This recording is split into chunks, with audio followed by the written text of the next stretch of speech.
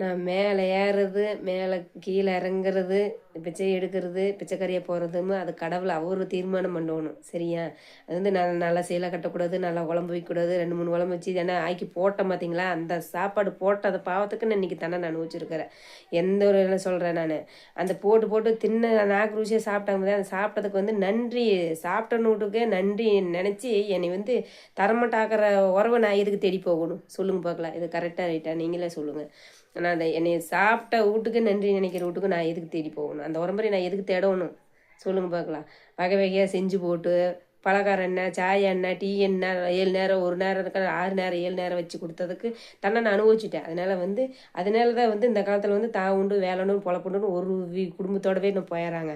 எங்கள் வீட்டில் 10 பேர்த்தோட நாங்கள் வளர்ந்து வந்தங்காட்டி இன்னி அந்த என் பாசம் வந்து பாசத்தினால தான் நீ இனிமேல் எதிர்பார்த்துருக்குற. என்ன தான் கஷ்டப்படுத்தினாலுமே செய்கிற இடத்துல செய்கிறவன் இருந்தாலும் இப்போ கொஞ்சம் முன்னத்துக்கு ஒதுக்குறத ஒதுக்கி விட்டுட்டு நல்லா இருக்கிறத கரெக்டாக பண்ணிகிட்டு இருக்கிறேன். அதனால இந்த மாதிரி இருந்தோமா நீயும் பிச்சைக்கார ஆக்கி விட்டுட்டு போயிடுவாங்கன்ட்டு கடவுளே எனக்கு வந்து சொல்லிக்கிறார். ஏன்னா வந்து அந்த மாதிரி கடவுளே அந்த மாதிரி தான் தொஷ்ணு கடை தோற விளைவிக்கும். ஒதுங்குற இடத்துல பேசுகிற இடத்துல பேசி இருந்தால் தான் செவிக்க முடியும் அப்படிங்கிற மாதிரி அந்த மாதிரி பண்ணிக்கிறாங்க. ஆனால் வந்து நல்லா சேலையே கட்டக்கூடாது, நல்லா தொழில் பண்ண எத்தனை தொழில் நம்ம பண்ணுதுங்களா இன்னி ஒரு மேன்மைக்கே வர்றதுக்கலாத நீ அப்படி ஒரு சீரழிச்சு இன்னும் பிச்சைக்கறியாகணுமா. நான் பிச்சைக்கறியாக வர்றது ஆகாதது அந்த கடவுளை தீர்மானம் பண்ணணும். நீ சொல்லக்கூடாது. இந்த கடலை உலகத்தில் படைச்ச மனசனை வந்து நீ சொல்கிறதுக்கு தகுதியே கிடையாதுன்னு தான் சொல்லுவேன். நான் பிச்சைக்கறியாக வரேன்னு அந்தளவுக்கு நீ செஞ்சுக்கிறேன்னா இன்னும் கடவுளை அளந்து வச்சுருப்பார்.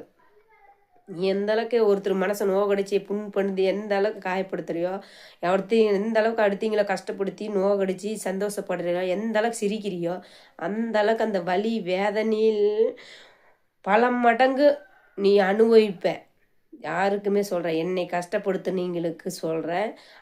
அதே மாதிரி நீங்கள் புரிஞ்சு நடந்து உலகத்தில் சொல்கிறேன், முதல்ல புரிஞ்சு நடந்துக்குங்க. இந்த வீடியோ வந்து சொல்கிறேன்.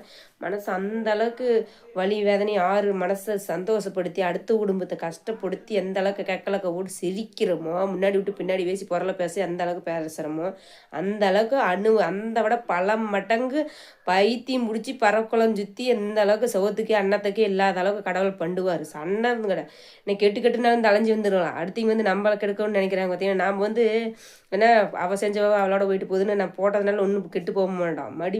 சாப்பாடு போட்டதுனால ஒன்றும் கெட்டு போக மாட்டான். புண்ணியத்தை தான் நாம் தேடுறோம். சரிங்களா? ஆண்டவன் நம்மளுக்கு தீர்வு நல்லா வருது. அந்த இன்னைக்கு ஒரு சாப்பாடுனாலும் சாப்பிட்றோம்னா இன்னைக்கு நல்ல வழி அந்த ஆண்டவன் வந்து அங்கே கொடுத்ததுனால தான் நல்லா புண்ணியம் செஞ்சதுனால தான் ஆண்டவன் வந்து எனக்கு வந்து வந்திருக்கிறாரு. இது ஏன் சொல்கிறேன்னா இன்னைக்கு இந்த சிவன் வந்திருக்கிறாங்க பார்த்தீங்களா எனக்கு